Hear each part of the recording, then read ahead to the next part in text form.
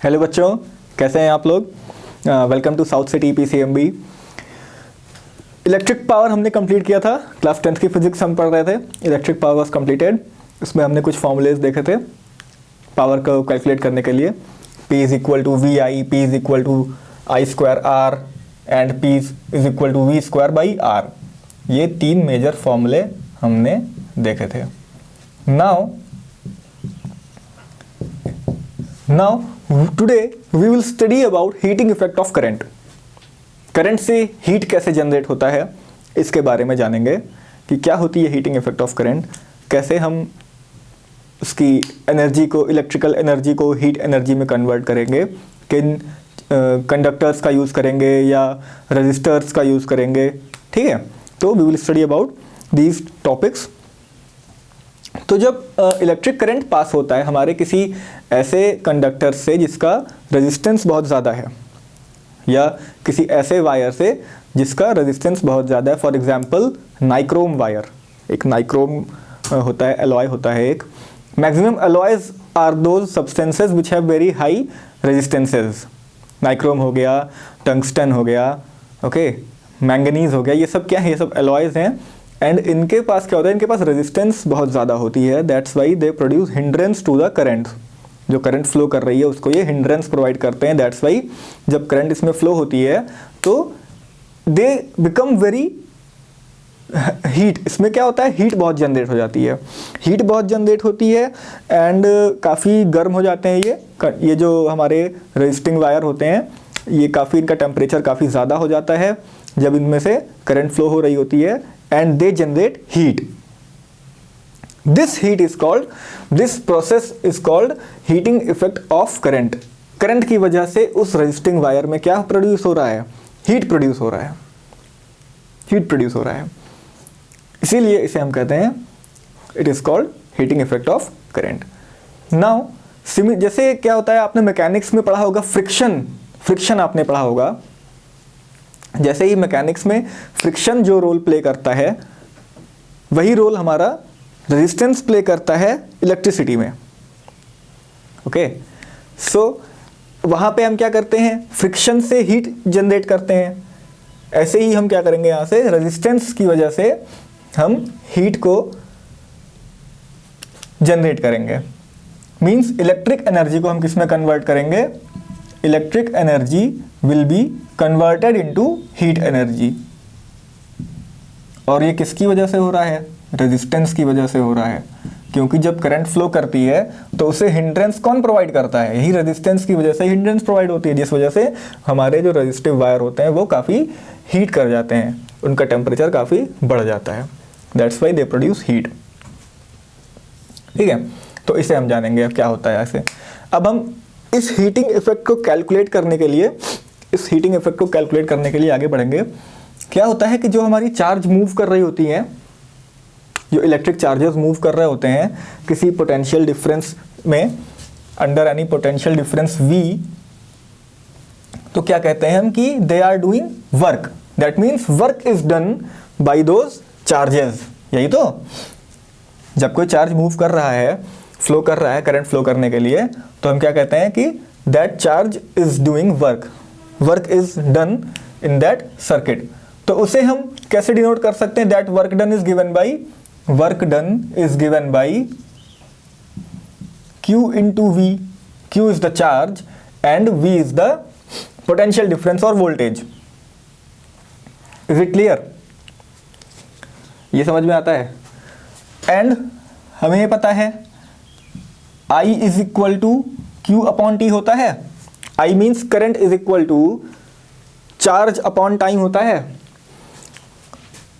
And from Ohm's law हमें क्या देता है, V is equal to I into R. V is equal to I into R. That means Q is equal to I into T and V is equal to I into R. Put these two values in this equation 1. क्या मिलेगा हमें, W is equal to I into T into I into R। That means I square R T। that work done will be equal to I square RT. I is the current, R is the resistance in that circuit, and T is the time up to which the current is flowing. Is it clear? Now this work done, जो ये work हो रहा है यहाँ पर, ये क्या produce कर रहा है? यही तो हीट प्रोड्यूस कर रहा है, ये तो हीट जनरेट कर रहा है. That means this W can be written as H. W can be written as H, then this H is equal to I square RT. Is it clear? Unit क्या हो जाएगी? जूल हो जाएगी. Joule. Now तो एक चीज हमें यहां से ये देखने को मिलती है कि जो हमारा हीट होता है, जो जनरेट हो रहा है सर्किट में या रेजिस्टिव वायर में, वो किन किन चीज़ों पे डिपेंड कर रहा है? फर्स्ट, करंट पे डिपेंड करता है. Current is the first factor on which the heat produce depends. Second is the resistance and third is the time. इसके बारे में अभी डिस्कस करेंगे. एक चीज और जान लेते हैं. H is given as I square RT. यही तो देखा हमने. And we also know that कि P is equal to I square R. P means electrical power. Electric power क्या होता है? I स्क्वायर R होता है. तो अगर इस I स्क्वायर R की जगह हम P रख दें तो हमें क्या मिलेगा? Heat energy. यही तो पढ़ा था हमने. दैट मीन्स अगर क्वेश्चन में आपको करंट और रेजिस्टेंस नहीं दिया, डायरेक्टली पावर दिया हुआ है, then you can also find the value of heat energy produced. That means the product of power into time. तो यहां से हमें ये दो काफी इंपॉर्टेंट रिजल्ट मिले. इन दो इंपॉर्टेंट रिजल्ट्स को हम कभी नहीं भूलेंगे, because they will be very helpful during the our numericals. Is it clear? Now we will study that how these factors, how the heat energy produced depends on these factors. Which factors? Current, resistance and time. अभी हमने देखा H is equal to I square RT होता है. अभी हमने देखा H is equal to क्या होता है? I square RT. तो first H is directly proportional to square of current. ठीक है. दैट मीन्स अगर हम करंट को क्या करते हैं, करंट को बढ़ाते हैं, तो हमारी हीट एनर्जी भी क्या होगी? इंक्रीज करेगी. यही तो कह रहा है. It is directly proportional. If we increase the current, the heat energy will also be gets increases. It is also gets increases.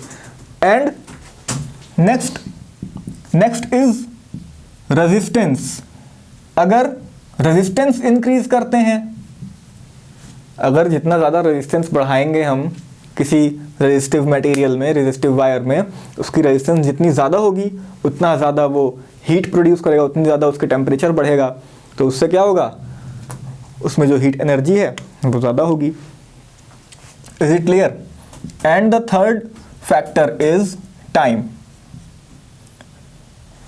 It means that जितनी ज़्यादा देर के लिए हम उसमें करंट फ्लो करेंगे, रेजिस्टिव वायर में जितनी ज़्यादा टाइम के लिए करंट फ्लो हो रहा होगा, उतनी ही ज़्यादा इसमें हीट एनर्जी प्रोड्यूस होगी.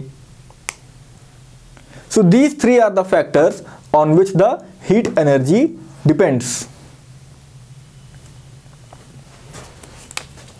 H is equal to I square RT.